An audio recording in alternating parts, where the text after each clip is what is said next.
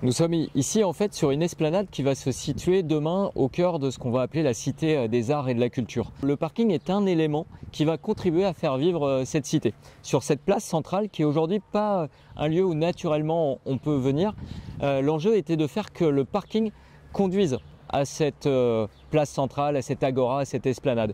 Et donc il fallait pouvoir, par la modification des façades du parking, donner un signal aux touristes, à nos habitants, aux utilisateurs des bâtiments environnants, qu'on pouvait de part et d'autre y venir, ce qui n'était pas naturel et qui même ne pouvait pas se faire sur une des parties qui était fermée au public.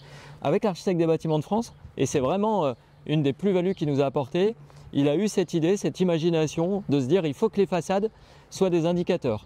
Vous avez une façade qui est en miroir, vous en avez une autre qui est comme un rideau de scène, celle que vous apercevez derrière moi.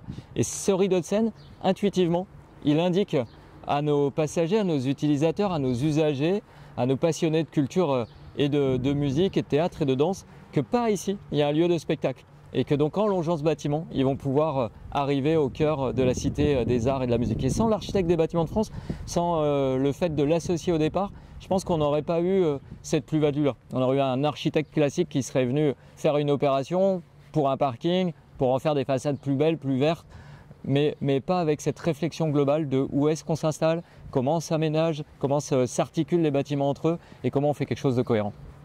Être architecte du patrimoine de France, c'est accompagner le porteur de projet et avoir un regard qui va au-delà de l'intervention sur un parcellaire pour participer vraiment à un projet de ville, notre cadre de vie. C'est pour moi la mission de l'architecte du patrimoine de France le plus important. Avoir l'expérience dans la création, dans la réalisation, dans le dialogue, c'est comprendre le programme, le besoin, le contexte, qui est aussi économique, qui va au-delà de ce que la parcelle nous demande. C'est un regard général sur la qualité du cadre de vie. L'architecte du patrimoine de France est garant de cette garantie.